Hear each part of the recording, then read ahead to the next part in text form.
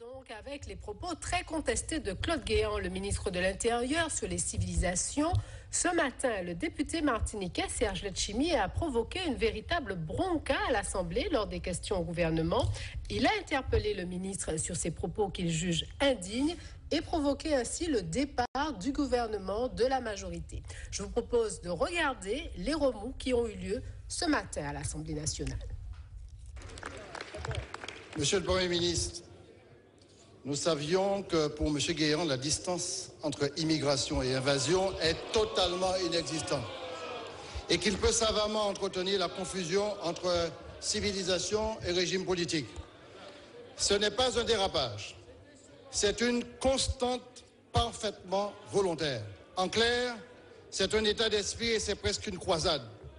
Monsieur Guéant, vous déclarez du fond de votre abîme sans remords et ni regret que toutes les civilisations ne se valent pas, que certaines seraient plus avancées, voire supérieures.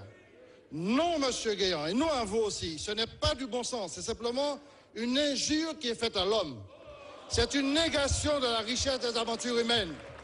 C'est un attentat contre le concert des peuples, des cultures et des civilisations. Aucune civilisation ne détient l'apanage des ténèbres ou de l'auguste éclat. Aucun peuple n'a le monopole de la beauté, de la science, du progrès ou de l'intelligence. Montaigne disait « Chaque homme porte la forme entière d'une humaine condition ». J'y souscris. Mais vous, monsieur Guéant, vous privilégiez l'ombre. Vous nous ramenez jour après jour à ces idéologies européennes qui ont donné naissance aux camps de concentration, au bout du long chapelet esclavagiste et colonial. Monsieur Guéant, le régime nazi, si soucieux de purification, était-ce une civilisation? Mes chers collègues, la barbarie de l'esclavage dans la colonisation, était-ce une mission civilisatrice? Il existe, monsieur le Premier ministre, allons, on se calme. Une France obscure qui cultive la nostalgie de cette époque, que vous tentez de récupérer sur les terrains du Front National. Asseyez-vous. C'est un jeu dangereux et une démagogie qui est inacceptable. Il existe une autre, je vous en prie. Celle de Montaigne, de Condorcet, de Voltaire, de Césaire. Je vous en prie. Ou d'autres encore. Une France qui nous invite à la reconnaissance que chaque homme dans son identité et dans sa dignité. Bien. Alors, monsieur le ministre des Relations avec le Parlement. On se calme. Allez demander au ministre qui répond. Allez demander au ministre qui répond. Je vous en prie, mes chers collègues, on se calme.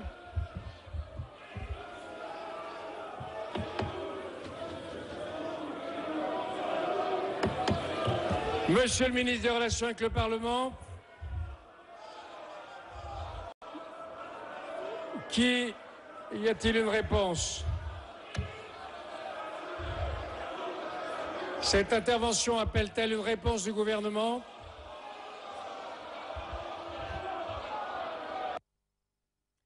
La séance a donc été suspendue et Serge Letchimy, qui persiste et signe, il a déclaré à la presse qu'il n'avait aucune intention de présenter des excuses. C'est impossible pour moi, Martiniquais, dit-il, fils d'esclave, fidèle d'Aimé Césaire, d'accepter ce genre de propos. Et en Guadeloupe aussi, les propos de Claude Guéant font polémique et ont choqué. Je vous propose de regarder ce reportage de Lise Dolmar et de Daniel Quérin. Toutes les civilisations ne se valent pas. Une phrase qui résonne. Claude Guéant, ministre de l'Intérieur, en est le propriétaire. Des mots pour une époque. C'est en tout cas l'analyse de Maître Hermantin qui le signifiait il y a quelque temps. Quand M. Guerlain vient tenir ses propos en quelque sorte à la télévision, c'est qu'il sait parfaitement qu'il peut le faire dans le contexte actuel. C'est ça la profonde signification de l'époque. Si on peut le faire, c'est qu'il y a une fracture fondamentale entre ceux qui se considèrent comme des hommes et d'autres, nous, vous, moi qui ne sommes pas tout à fait des hommes. Vous voyez, ici, on est à la place de la Bourse. Ces magnifiques hôtels-là ont été construits avec l'argent de la traite au XVIIIe siècle, avec l'enrichissement de la ville a pu se doter de bâtiments aussi magnifiques. Beaucoup de grands dignitaires bordelais, notables bordelais, qui étaient même des maires de Bordeaux à l'époque, Gramont, Sège, Maréac, de grands maires qui étaient des armateurs négriers. Ils ont des rues à leur nom, il y a des rues qui honorent ces gens. Ce week-end, vous êtes au courant de ce qu'il y avait ce week-end, le mariage de Mams Diarra, le parrain. De qui? Mams, le parrain. C'est qui ça? Le parrain, c'est une grande célébrité qui s'est mariée dans le 19e arrondissement ce week-end. Vous n'avez pas été? Qu'est-ce qu'il fait dans la vie, ce type-là? Lui, c'est l'un des meilleurs joueurs de basket au monde. Ah non, c'est pas mon... Ah, ça, c'est pas le sport. Moi, je pensais que vous étiez pour ça, les photos. Ah non, non, je sais pas le style un peu politique. Ah, politique, Sarkozy, Jospin. Bah, j'étais avec Sarkozy tout à l'heure.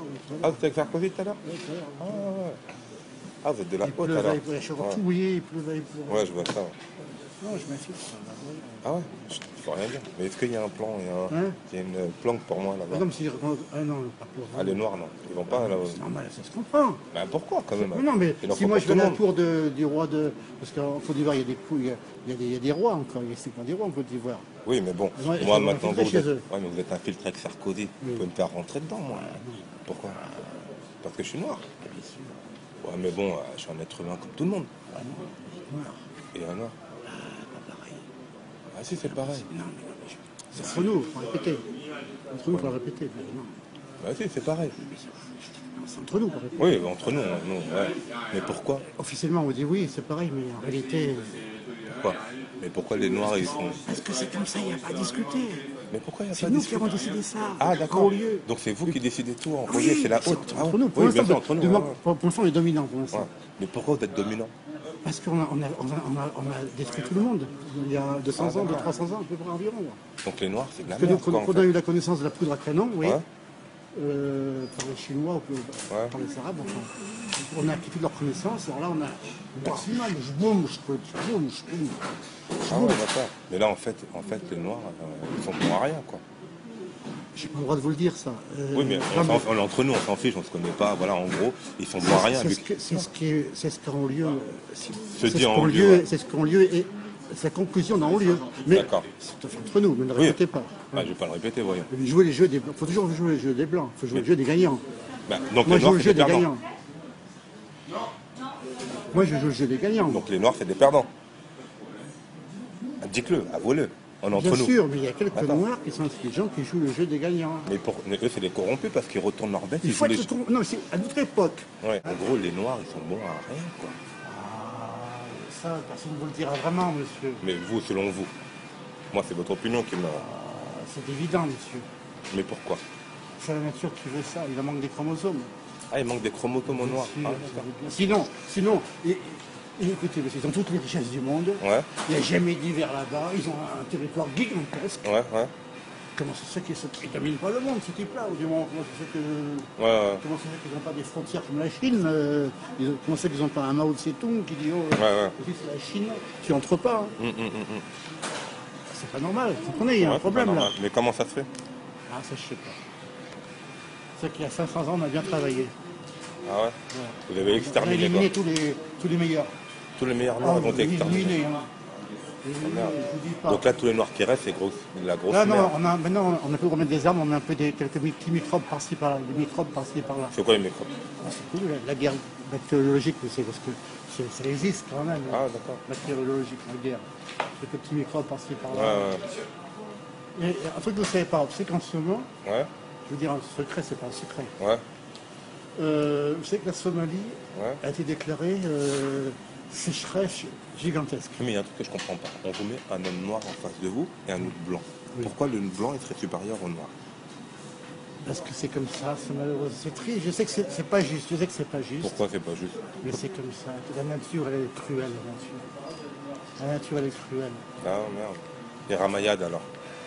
Le Roselmac. C'est une petite bourgeoise, bon d'accord, elle a fait son petit tour, comme ça a permis de récolter quelques voix à l'UMP chez les Noirs, un petit peu grâce à elle. Mais là, après, elle a commencé à disjoncter, alors on l'a virée. Ah ouais. Il faut en parler à Sarkozy. Maintenant elle est chez Borloo. Il a raison alors. Hein? Le Pen il a raison alors. Let me give you just one statistic, which I worked out in minutes, because otherwise it's incomprehensible. Sub-Saharan Africa, which is the poorest part of the world, is paying $25,000 every minute to northern creditors. Well, you could build a lot of schools, a lot of hospitals, you could make a lot of job creation if you were using $25,000 a minute differently from debt repayment. So there's this drain, and I think people don't understand that it is actually the South that is financing the North. If you look at the flows of money from North to South and then from South to North, what you find is that the South is financing the North to the tune of about $200 billion every year.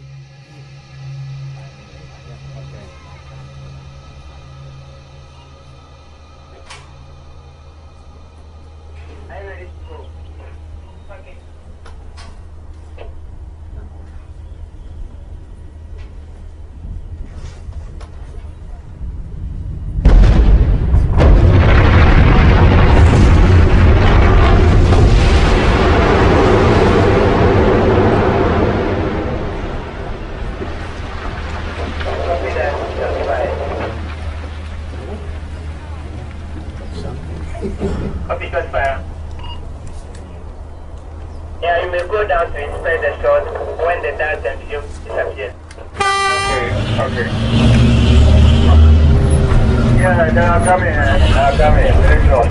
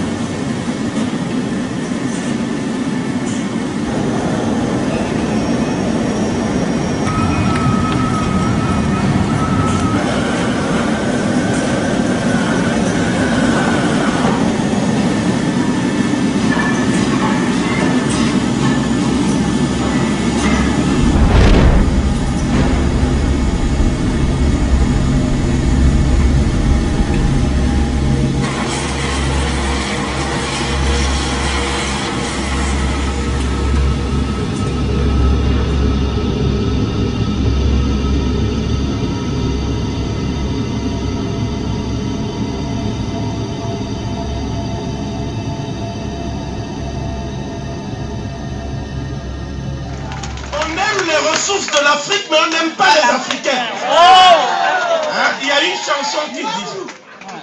Bien. Mais qui fait ça? Qui fait ça? Qui? Quelle est la main invisible qui agit dans l'ombre pour faire des guerres et armer des rébellions?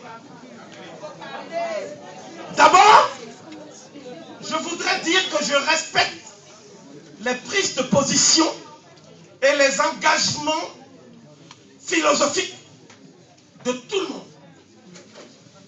Mais, à partir du moment où il y a des réseaux et des loges dans lesquels se dissimulent et se cachent des hommes d'affaires, des spéculateurs et aussi, il faut le dire, des criminels qui ne sont pas courageux parce que ils vont perpétrer des meurtres, mais eux-mêmes, ils se mettent à l'abri. Et ils mettent en avant un certain nombre de nègres. Aux États-Unis, depuis George Washington, il y a au sein du Sénat américain, du Conseil des représentants des États-Unis, de toutes les institutions, il y a un puissant contre-pouvoir. Mais ce puissant contre-pouvoir compte une officine spécialisée sur l'Afrique, qu'on appelle Light of Africa. Et ce groupe-là a une mission. Je vous donnerai juste un chiffre. Il compte 950 000 membres. Et sur les 950 000 membres, il y a plus de 6 000 millionnaires en dollars, dont l'argent vient des pays qu'on appelle pauvres. C'est-à-dire que ces gens-là, pour spéculer et mettre leur argent à l'abri, il faut que les peuples africains produisent et ne gagnent rien. Par exemple, la filière du cacao. J'aurais pu parler de la filière du diamant qui va de l'Afrique du Sud en transitant par la Belgique et qui repart vers la RDC pour saigner les Congolais. Et souvent même, on prend le risque de sacrifier 5 millions d'êtres humains pour quelques centaines de spéculateurs dans le monde. Et on appelle ça la démocratie. Donc, ce que je veux dire, en France, ces structures ont aussi des relais. C'est la Grande Loge Nationale de France, dirigée par Stéphanie. C'est un ensemble de loges, le Grand Orient de France, etc. Et ces loges comptent dans leur rang une majorité de dirigeants africains qui ont pour obligation de mettre leur fortune ici. Vous vous souvenez de la fameuse phrase de Rocard qui est toujours à peu près citée, à peu près tronquée, etc. On ne peut pas accueillir toute la misère du monde, etc. Vous dites, si j'ai bien compris, vous nous dites, vous ne pouvez pas nous laisser toute la misère du monde. Hein. Alors, expliquez-moi, comment vous ressentez? Je voudrais dire d'abord que tout cela procède d'une telle arrogance et d'un tel nombrilisme. Français. Français. Ou, comme vous l'avez dit, je n'ose pas croire qu'il y a eu une si profonde méconnaissance de l'histoire de la France par les chantres de l'immigration choisie et autres. Et non seulement son histoire, mais le sens de la présence actuelle de la France dans le monde. La France ne jure que par son rayonnement culturel et son expansion économique. Mais au détriment de qui? Vous cultivez chez l'autre dès le berceau. C'est l'invitation au voyage. Nous, France, la belle, la riche, et la libre, la démocratique. Et c'est vous qui nous servez cela, dès le berceau. Mais vous battez... Nous créons le désir chez vous. Absolument. Ouais. Bec et ongle, vous battez en Afrique et dans le monde pour et votre présence dans le cadre, enfin, une France compétitive. Ce qui veut dire, vous inondez nos marchés avec vos restes. Vous détruisez nos économies. Nous partons de pays totalement désintégrés, par des réformes subies. Qui parle de choix? Mais est-ce que la France doit être la seule à avoir le privilège du choix? Mais c'est ça qui est incompréhensible. Ah, comment vous voyez la chose? Où sommes-nous? Pourquoi ils s'autorisent? Pourquoi c'est la France qui doit choisir? Toujours, depuis tout le temps. Au détriment de qui? Et cette loi permet aussi de légitimer la traque et la chasse aux Noirs à Ceuta et Melilla. Ceux qui meurent aujourd'hui dans l'indifférence générale. Mais bien sûr, cette loi va autoriser justement davantage de durcissement. Je regrette. Aujourd'hui, l'Europe est en train de mettre un fric fou dans la construction du système de surveillance pour que nos jeunes, vous parlez de vos jeunes, mais ils ont les mêmes droits que les nôtres. Ceux qui se font tuer à Ceuta et Melilla, ils ont le même âge que ceux qui étaient au cœur du débat sur le CPE. Alors que veut la France? Elle se ferme sur elle-même. Elle arrête d'être le chantre de la mondialisation néolibérale. Elle cesse de l'imposer à l'Afrique, mais elle ne peut pas être jugée partie, pillée d'une main et chassée de l'autre. Merci, madame. Je m'étonne du manque de rigueur dans l'analyse sous-jacente à toutes ces thèses. Et la double responsabilité de la France dans le pillage des économies africaines. Non, franchement, non, on peut pas, c'est trop facile de nous donner l'impression que, parce que les pauvres, comme si naturellement, ça va de soi la pauvreté de l'Afrique, donc ils viennent parce qu'ils sont pauvres. Non, vous n'avez jamais dit ça. Mais assumez vos responsabilités. Vous avez fait subir à l'Afrique en général et à l'Afrique francophone en particulier des politiques néolibérales et qui sont contestées ici. La France est plus puissante en Afrique qu'en France et sans résistance, avec la résistance en moins. Mais qu'est-ce que vous craignez? La France fait ce qu'elle veut en Afrique. Ça passe comme dans du beurre. Non, je m'excuse, monsieur. Laissez-moi parler. Le Chirac voyage sans arrêt avec des chefs d'entreprise qui font la pluie et le beau temps en Afrique. Alors vous vous étonnez, comment se fait-il que Dagris tire plus de profit du coton malien que le fils du paysan qui se fait chasser ici? Est-ce que la France a une plantation de cacao? Où sont les champs pétroliers de la France? Mais quelle est cette France qui réussit, qui ne rêve que de croissance et de compétitivité et qui pousse dehors, justement? Mais chaque émigré ou migrant est un riche, ils sont potentiellement riches. Ces gens sont immensément riches. Vous les appauvrissez et vous les chassez, et ça n'en honore pas. Mais vous chassez. Vous aimez l'Afrique. Je pense que vous aimez l'Afrique. En l'occurrence, vous qui aimez l'Afrique. Vous organisez la chasse. Et qui la connaissez. Vous qui me parlez des jeunes. Mais l'école. Mais franchement, apprenez votre histoire. Je ne parle même pas du passé. Mais étudiez davantage la coopération. Et quelle est la politique. Non, ne soyez pas. Je pense que sur ce point, nous sommes complètement d'accord. Ne vous cantonnez pas sur la politique intérieure de la France. Essayez de voir un peu à l'extérieur ce que vous faites. Si je peux répondre à Mme Le dégât. Vous dégâts à l'extérieur. Je vais vous dire quelque chose. Et au niveau de l'école. Moi, je vais vous parler des universités africaines qui n'ont pas d'existence. Vous avez tout à fait raison. Mais je vais vous dire. Quand vous parlez de vos jeunes, je vais vous dire pourquoi. J'ai 29 ans. Je suis profondément européen, mais pas cette Europe mondialiste, ultralibérale, qui est en train de piller les richesses dans tous les pays du monde. Voilà par exemple, c'est pas facile. Le rôle positif du nazisme en Europe. Qu'est-ce que les Européens pensent? Bienvenue sur Toisa Télé Sud, au rendez-vous du Club Ménébuc.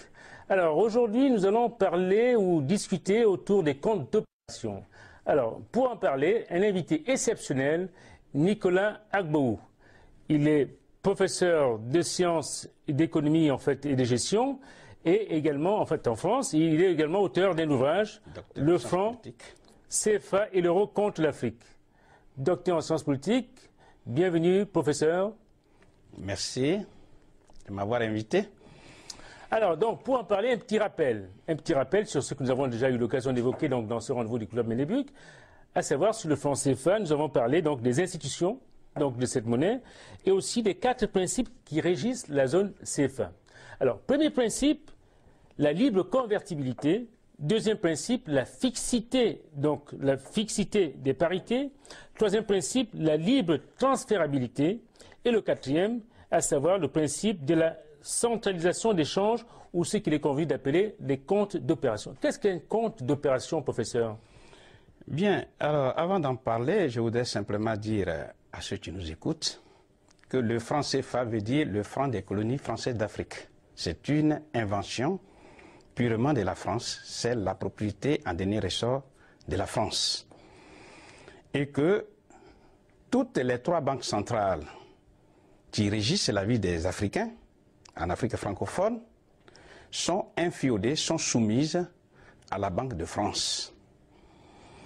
Donc, le mécanisme de fonctionnement de la zone France-CFA repose effectivement sur les institutions, c'est-à-dire la BCEAO pour l'Afrique de l'Ouest, la BEAC, la Banque centrale des États de l'Afrique centrale, pour ceux qui sont en Afrique centrale, et la BCC, la Banque centrale des Comores. Ces 3 banques centrales fonctionnent avec des institutions dont nous avons déjà parlé, mais il suffit simplement de dire que, comme toute entreprise, ces 3 banques centrales ont un conseil d'administration parmi lesquels il y a des Français qui ont un droit de veto. Donc, la vie des Africains est régie en dernier ressort par la France qui décide.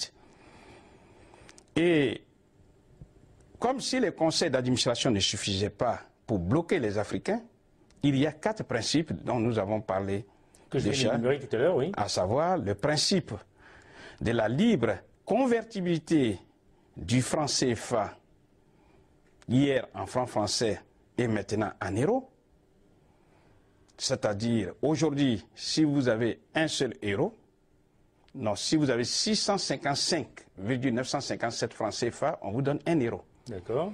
Et la France s'est engagée librement de convertir en euros tous les francs CFA qui peuvent venir vers elle et vers l'Europe et le reste du monde. C'est ce qu'ils appellent la garantie française. Mais ça a un coût. Nous en parlerons tout de suite avec les comptes d'opération. Deuxièmement, il y a le principe de la fixité des parités hier entre le franc français et aujourd'hui l'euro, c'est-à-dire il y a un lien fixe entre le CFA, le franc CFA et l'euro. Ça doit être fixe. Et pour que ça soit fixe, il faut que les Africains versent au Trésor public français des sommes importantes et dans un compte qu'on appelle les comptes d'opération, sur lesquels nous allons nous attarder.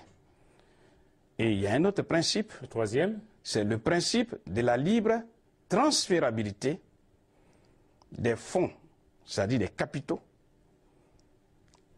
investis par les investisseurs étrangers dans la zone franc CFA, peuvent les rapatrier librement, aussi bien le capital comme le bénéfice, ce qui permet donc non seulement aux étrangers, mais aussi aux Africains, de les transférer librement. Ce qui a pour conséquence logique de ne pas permettre à ces pays-là de constituer une épargne nationale, encore moins une épargne continentale.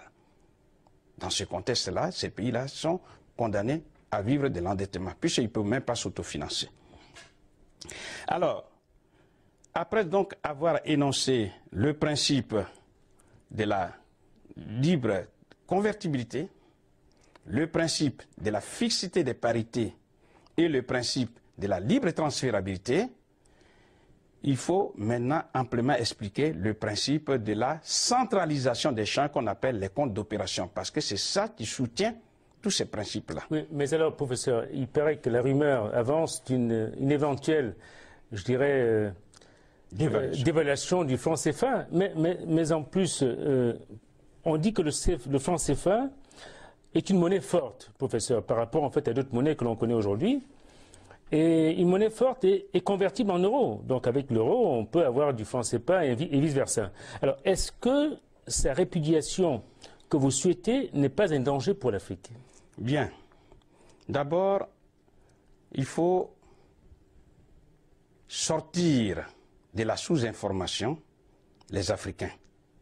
Parce que souvent, les gens se polarisent sur les notions de monnaie forte, monnaie faible, etc. Pour les citoyens français, pour les citoyens européens, l'euro est une monnaie forte, c'est vrai, mais celui qui est à l'intérieur de la zone euro, il ne sait pas ce que ça veut dire. La monnaie a un rôle essentiel, c'est de permettre aux citoyens de travailler. Pour revenir, pour enlever, pour essayer de dédramatiser la situation, il faut tout simplement dire ceci. Le Maroc, la Tunisie et d'autres pays d'Afrique étaient dans la zone franc CFA. D'accord. Ces pays se sont retirés de la zone franc CFA. Pour quelle raison? Tout simplement pour affirmer leur indépendance politique, c'est-à-dire acquérir l'indépendance économique qui affermit l'indépendance politique. Car une indépendance politique sans une indépendance économique est une chimère.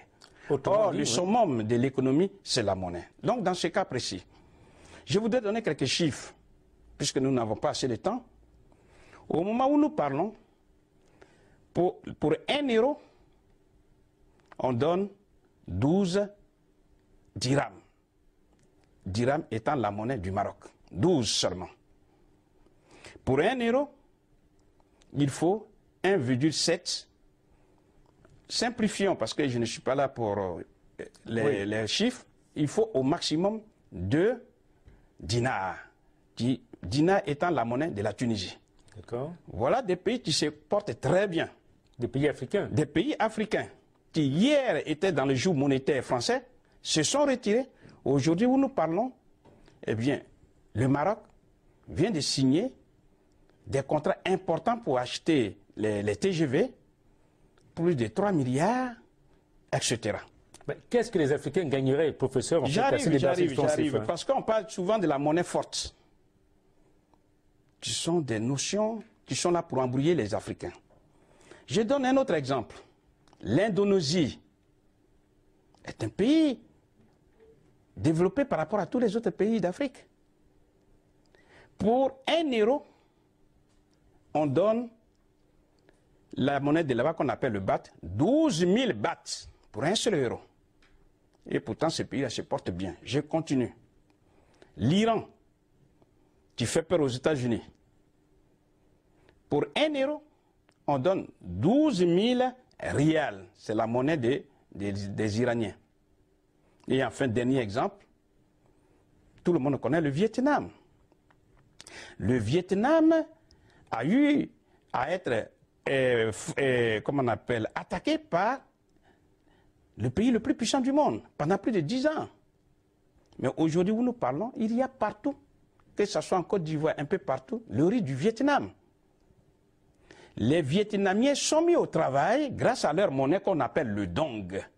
Mais au moment où nous parlons, pour 1 seul euro, il faut 21 000 dong. 21 000 dong. Est-ce que les Vietnamiens ne se portent pas bien? Une grosse valise. Le problème n'est pas là. C'est de dire à quoi sert la monnaie nationale. Mais alors, qu'est-ce que les Africains gagneraient donc à se débarrasser du franc CFA? Donc, justement, pour que les Africains, parce que souvent on a l'impression que les dirigeants, les premiers décideurs politiques sont sous-informés. Ou alors s'ils sont informés, en tout cas, ils font la politique de protection de leur fauteuil présidentiel. Autrement dit, vous dites qu'ils n'ont pas de courage. Et non pas lutter pour les intérêts des Africains. Alors, ce compte d'opération qui sont stockés en France, 8 000 milliards, c'est-à-dire, je dis bien au minimum, parce que souvent ils aiment bien cacher les chiffres, mais les chiffres qui sont disponibles, en l'an 2006, pour la BCEAO, il y avait 3 710 milliards, au minimum. La BEAC, c'est la Banque des États de l'Afrique centrale, avait 4 382 milliards. Si on additionne, ça fait 8 092, à peu près 8 100. Oui. Si on ajoute encore 1 000 milliards pour la République fédérale islamique des Comores, on est autour de 9 à 10 000 milliards. Mais alors, professeur, pourquoi ce pourcentage, en fait, prélevé par la France? Pourquoi il prend 50% ou 65%? Parce que les Africains se disent tellement enfants, gamins, qui ne peuvent pas aller sur le marché des monnaies, défendre eux-mêmes leur propre monnaie. Donc c'est structurel. La France est censée puiser dans ses stocks pour défendre le franc CFA. Expliquons-nous. La monnaie est un bien comme tout autre bien. Et sur le marché des monnaies qu'on appelle le marché d'échange, c'est la loi de l'offre et de la demande. Ça veut dire quoi? S'il y a l'offre des CFA qui dépasse la demande des CFA, alors son cours, pour ne pas dire son prix, son cours baisse. C'est-à-dire, au lieu d'avoir pour 1 euro, au lieu de donner dans l'état actuel 655,957, on serait amené, par exemple, à donner 2000 ou bien 1300. Or, le principe de la fixité veut que ça soit toujours fixe. Conclusion, puisque le CFA est moins demandé, donc son offre est supérieure à la demande, alors on demande aux Africains, la France demande aux Africains, voilà, l'offre de CFA est supérieure à sa demande. Eh bien, faites en sorte que vous puissiez demander vous-même votre propre monnaie. Achetez vous-même votre propre monnaie. Or, on ne peut pas acheter le CFA avec le CFA. Il faut d'autres monnaies qu'on appelle les devises. Donc, en prévision de cela, la France demande aux Africains de garnir, de fournir, de stocker 50% de leurs revenus ici en France. Voilà le fondement. À partir de ce principe-là, il y a plusieurs conséquences, parmi lesquelles on peut citer ceci. Quand on dit 8 000 milliards de francs CFA sont stockés au Trésor public français, c'est l'équivalent, pour que les uns et les autres puissent bien comprendre, c'est l'équivalent d'au moins 40 millions d'Africains littéralement privés des revenus du 1er janvier jusqu'au 31 décembre de l'année considérée, si on suppose que le paysan ou le paysan dont nous parlons gagne par an 200 000 francs CFA. Et là, je suis généreux, car on sait la réalité du terrain. Tout à fait. C'est entre 80 et 100 000 francs CFA par an. Mais donc alors... les 8 000 milliards, si vous divisez par 100 000, on trouve facilement 80 millions. Et les gens sont étonnés de voir ces paysans africains qui sont squelettiques. Ils sont étonnés de voir la population de la zone franc CFA qu'on pensait allait dévancer tous les autres pays ne bouge pas. Alors, professeur, est-ce que tout se résume à la monnaie? Est-ce que vous pensez, professeur, que la souveraineté ou l'indépendance monétaire africaine que vous conseillez ardemment suffit-elle comme solution pour vaincre le sous-développement? Bien sûr, mais pour qu'on puisse bien répondre à cette question, il faut toujours tirer les conséquences de ces comptes d'opération. Parce que si la France s'est débarrassée de sa propre monnaie, qui est le franc français, et continue de maintenir en esclavage monétaire les Africains, c'est qu'elle a un intérêt.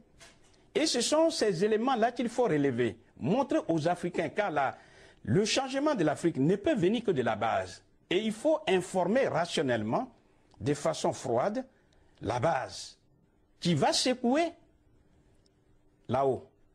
Donc, après avoir rappelé que c'est une tragédie humaine, puisque quand 80 millions ou 40 millions, ça dépend du chiffre qu'on prend, 40 millions d'Africains sont littéralement privés de leurs revenus, eh bien, ce sont des assassinats, ce sont des tragédies humaines scientifiquement organisées depuis 1945 jusqu'à ce jour. Et quand la France a, par exemple, 8 000 milliards, mais vous-même, c'est un problème de bon sens. Si on vous confie ne serait-ce que 1 000 milliards, ne serait-ce que pour un mois, ou bien disons 12 milliards, 12 000 milliards, on vous confie pour un mois. Eh bien, vous n'êtes pas faux. Vous allez placer tout simplement dans une banque, et lorsque vous placez ça dans une banque, même si on vous rémunère, ne serait-ce que à 1% seulement, 1% seulement de 12 000 milliards, ça vous fait bien 120 milliards. 120 milliards divisé par 12, ça vous fait facilement 10 milliards que vous avez eu facilement en un mois, parce qu'il y a quelqu'un qui vous a confié son argent. Cela veut dire quoi?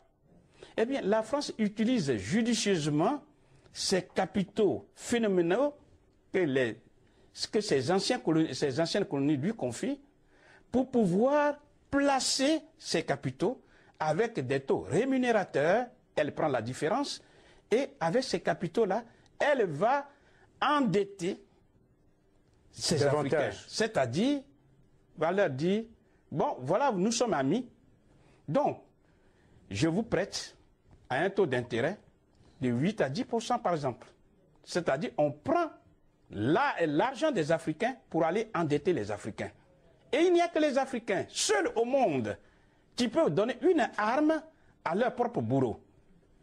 Un autre exemple, non seulement la France peut utiliser ça, c'est-à-dire placer, donc attendre un an, mais peut faire de la spéculation boursière.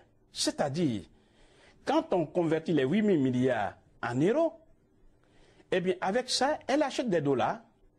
Comme l'euro est plus fort que le dollar actuellement, elle prend la différence. La différence multipliée par 650, ça fait beaucoup d'argent sur lequel elle peut puiser. Et elle peut gagner ça en un jour ou 2 jours. Elle ne reverse pas la contrepartie, en fait, aux Africains? Puisque simplement, il y a un engagement qui dit que j'ai votre argent, c'est un compte qui est, comme tout dépôt, qui est rémunéré à un taux d'intérêt qui est fixé selon le taux de la Banque centrale européenne, eh bien, elle fait de cet argent comme elle veut. Et comme je l'ai rappelé dans le livre, d'après les rapports fournis par les Français eux-mêmes, eh bien, ces sommes-là sont utilisées judicieusement par la France. Mais ce n'est pas fini. Oui. Pour que la France, pour que plutôt les Africains puissent placer ces sommes dans des comptes ici en France, il leur faut dégager des épargnes, une épargne, d'où la mise en place de ce qu'on appelle la politique de rigueur, une rigueur budgétaire hors norme, c'est-à-dire le budget ayant deux grandes parties, d'un côté les recettes, de l'autre côté les dépenses. Oui, si vous avez une recette de 100 000 francs CFA et que vous avez l'habitude de dépenser 100 000 francs CFA pour nourrir votre famille dont vous êtes équilibré, eh bien avec ce système, dès l'instant où vous rentrez dans le club CFA, on vous demande de dégager des excédents. Conséquence, puisque c'est 50% dans l'état actuel, dès l'instant où vous êtes entré dans ce club CFA, eh bien vous n'allez plus dépenser la totalité de vos 100 000 francs CFA, c'est votre salaire, mais vous allez donner 50 000 francs, vous allez dégager 50 000 francs pour donner à la France, c'est-à-dire dans les comptes d'opération. Donc, vos dépenses vont se réduire à la moitié. Du coup, votre niveau de vie qui était calculé sur 100 000 francs CFA sera diminué à des moitiés. Conclusion, eh bien, la pauvreté, elle est là. Elle est structurelle et elle est endogène. Oui. Autre inconvénient majeur, c'est que quand ces sommes sont stockées ici, eh bien, les Africains se complaisent à être ce qu'on appelle des rentiers financiers. Or, nous le savons, au lieu de prendre ces sommes et investir dans l'économie réelle, oui, c'est-à-dire dans la production des biens et services, oui, donc créer des entreprises et permettre aux Africains de travailler, donc avoir de l'emploi, ils se contentent de récolter des maigres intérêts que leur fixe unilatéralement, le taux fixé unilatéralement par la France qui est en position de domination et de maître. Alors, vous semblez en appeler donc à une monnaie unique africaine. Alors, ce qui m'intéresse, ou qui intéresse nos téléspectateurs, c'est de savoir à quelle grande monnaie la monnaie unique africaine serait-elle rattachée, l'euro ou le dollar, puisque vous en avez parlé tout à l'heure. Mais pour y parvenir, puisque malheureusement le temps nous manque, sinon il y a trop d'inconvénients. Parce qu'il reste très peu de temps, malheureusement, oui. Il faut que les Africains comprennent que lorsque l'euro s'envole et que le CFA s'envole, ça veut dire qu'à un moment donné, eh bien, les Africains non seulement vont mourir, mais il y aura une dévaluation. Je dirais même une série de dévaluations. Parce que si vous prenez votre nouvelle voiture, fût-elle la plus belle du monde, mais qui fait 220 à l'heure, et que vous l'attelez à un TGV qui fait 350 km à l'heure, eh bien, avant d'arriver, si vous partez de Paris pour aller, par exemple, à Marseille, ou alors, par exemple, vous partez d'Abidjan pour aller, je ne sais pas, à Gagnoa, eh bien, vous n'arriverez même pas à Thiès, et puis vous serez en piteux état. Ça veut dire qu'il y a une mise en piteux état des économies. Conclusion, ils sont obligés de dévaluer. Et ces dévaluations-là ne sont pas conjoncturelles, mais sont structurelles. Et c'est ce que moi j'appelle une arme monétaire, une arme nucléaire monétaire. Pourquoi? Parce que les Européens qui s'enrichissent des pays pauvres de l'Est, pour qu'il y ait une coexistence pacifique, ils sont obligés de prendre à vil prix les matières premières africaines. C'est-à-dire, ils sont obligés, à travers ce système, oui, puisque quand les Africains n'arrivent plus à être compétitifs, parce qu'ils ont une monnaie surévaluée, alors ils ont ce qu'on appelle des balances de paiement structurellement déficitaires. À partir du moment où ils ont ces balances de paiement déficitaires, la conséquence, une des conséquences logiques, c'est la dépréciation de la monnaie. Or, cette monnaie qui se déprécie de façon continue, il y a une volonté politique qui intervient pour pouvoir faire baisser drastiquement. Et là, on parle de la dévaluation. Et ces dévaluations-là, oui, ne sont que programmées. Et les Africains le savent. Professeur, on reviendra sur cette question parce qu'apparemment, Il y a encore beaucoup de choses à dire et évidemment, il n'y a que sur Toisa Télé Sud que vous pouvez écouter ce genre d'informations assez pertinentes sur la question du développement en fait de l'Afrique. Merci en tout cas, professeur, d'être venu aujourd'hui pour cette émission, pour cet échange en fait fort fructueux. Et nous vous invitons, chers téléspectateurs, donc au prochain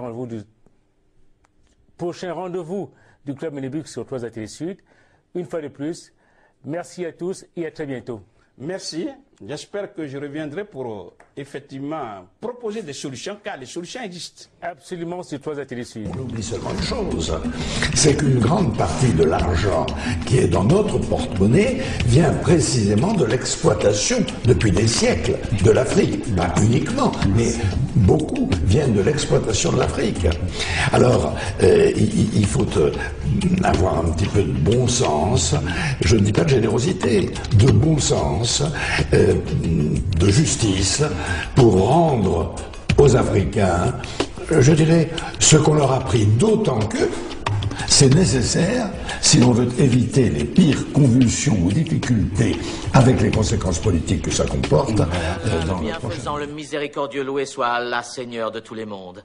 Seul Dieu à qui toute louange est due à jamais, qui est venu à nous en la personne du maître Farhan Mohamed et nous a envoyé l'honorable Elijah Mohamed. Amin. Assalamu alaikum. Comment allez-vous? Qui voulons-nous entendre? On le fait venir? Oui, on le fait venir. Écoutons notre chef spirituel Malcolm X. Saluons-le de nos applaudissements.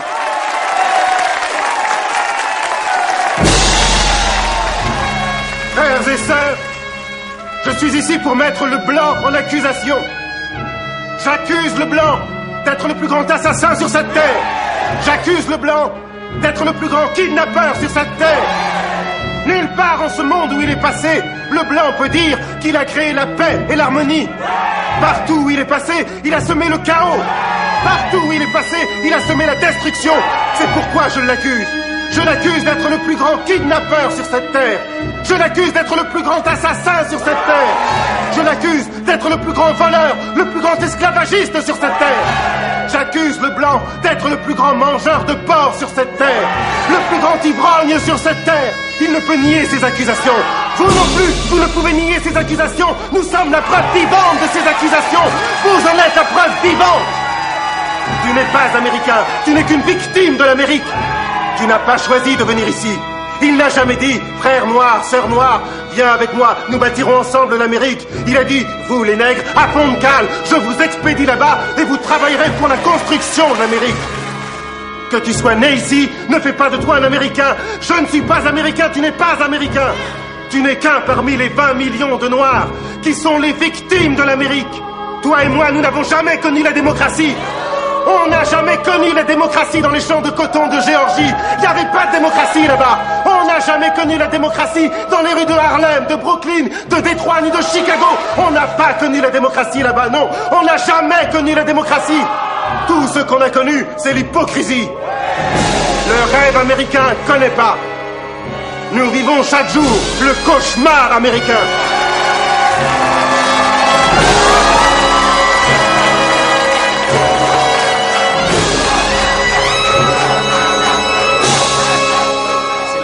Idées Noires. Bonjour Alain Deneau. Bonjour. Merci de passer par le journal de TV5 Monde. Vous êtes avec nous depuis Montréal. Vous êtes l'auteur de Noir Canada, avec comme sous-titre Pillage, corruption et criminalité en Afrique. C'est aux éditions Éco-Société. Vous avez cette formule, le Canada est la Suisse des industries minières. En quoi le Canada est-il un ami si particulier pour ces grands exploitants mondiaux ? En fait, contrairement à l'image qui est répandue à l'échelle internationale à l'effet que le Canada serait un pays sage, inoffensif et au fond pacifiste jusqu'à la moelle, il reste que notre État se révèle officieusement un havre réglementaire et législatif pour l'industrie extractive mondiale. On ignore souvent que 70% des sociétés minières mondiales sont canadiennes.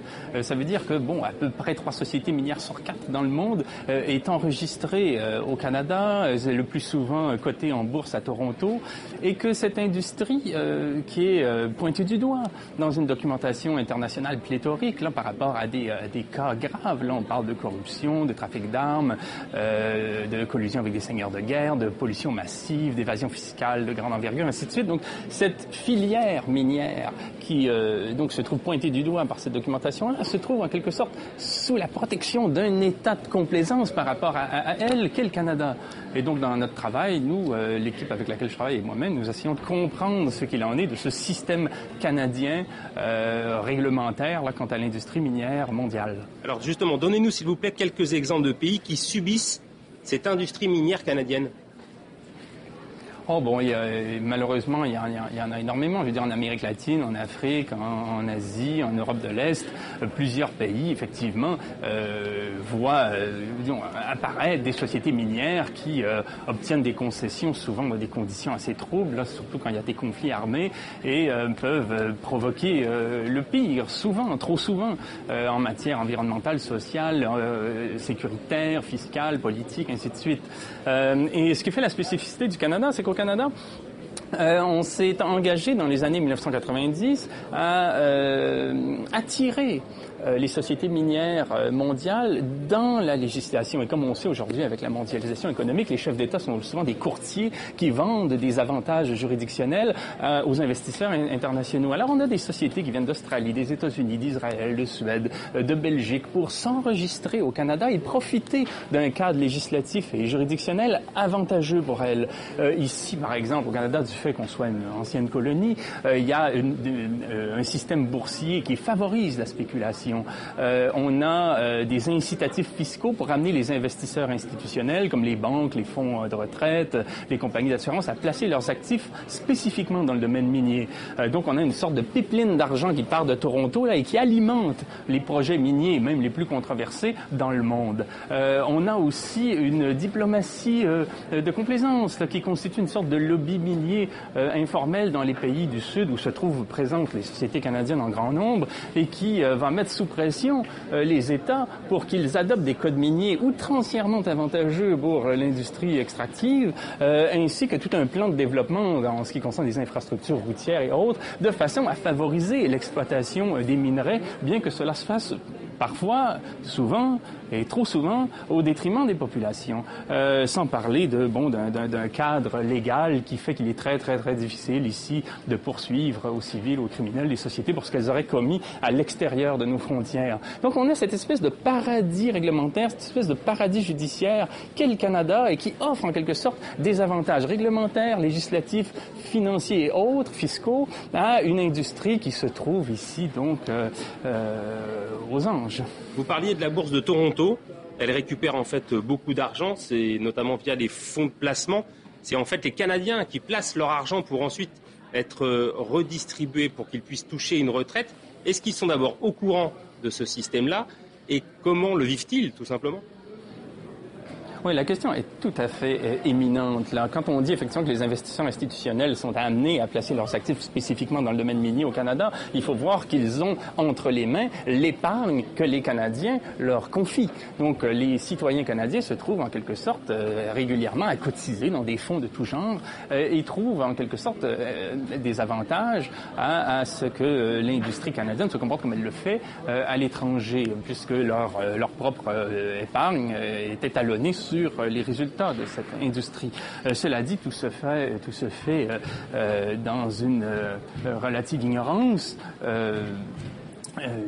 On sait qu'il est au Canada assez difficile, étant donné notre droit, le common law, de citer les compagnies minières pour ce qu'elles font à l'étranger, étant donné que ici, si on se fie à ce qu'en dit le professeur de droit Pierre Trudel de l'Université de Montréal, la question de la réputation des personnes morales que sont les sociétés privées a préséance sur la question de l'expression. Et donc la liberté d'expression ici se trouve entamée.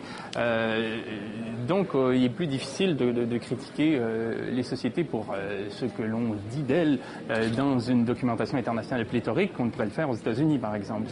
Donc on se retrouve dans un système qui est avantageux pour les sociétés. Il y a un élément dont vous avez parlé, c'est la diplomatie canadienne. Comment se positionnent justement les dirigeants canadiens, ceux qui ont les plus hautes fonctions par rapport à cette industrie minière?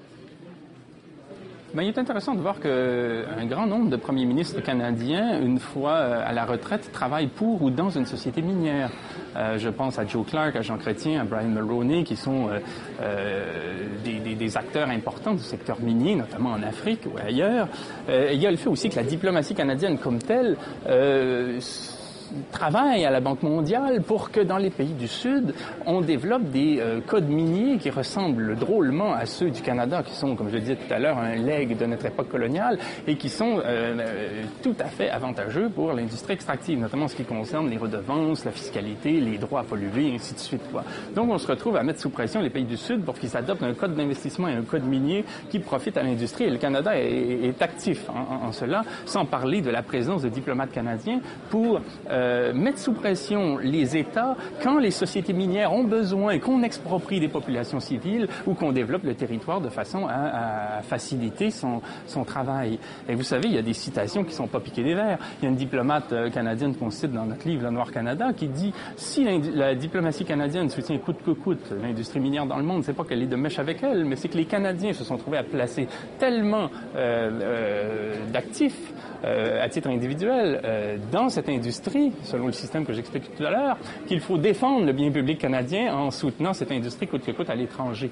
Tout ça, c'est un peu embellificoté, mais tout ça pour dire que la diplomatie canadienne fait passer son soutien à des projets industriels souvent très controversés sur la base d'une sorte de cupidité du peuple canadien quant au sort de cette industrie, du fait qu'il la finance par son épargne, mais en même temps, on constate que ce public canadien n'est pas tellement bien informé des affres de cette industrie. Alain Deneau, Noir Canada, nous aussi nous allons nous quitter avec cette citation. Pour les intérêts de notre pays, il ne faut pas avoir peur de mettre la main dans celle du diable. C'est signé de Jacques Faucard, le monsieur France-Afrique. Merci beaucoup Alain Deneau. Je vous remercie.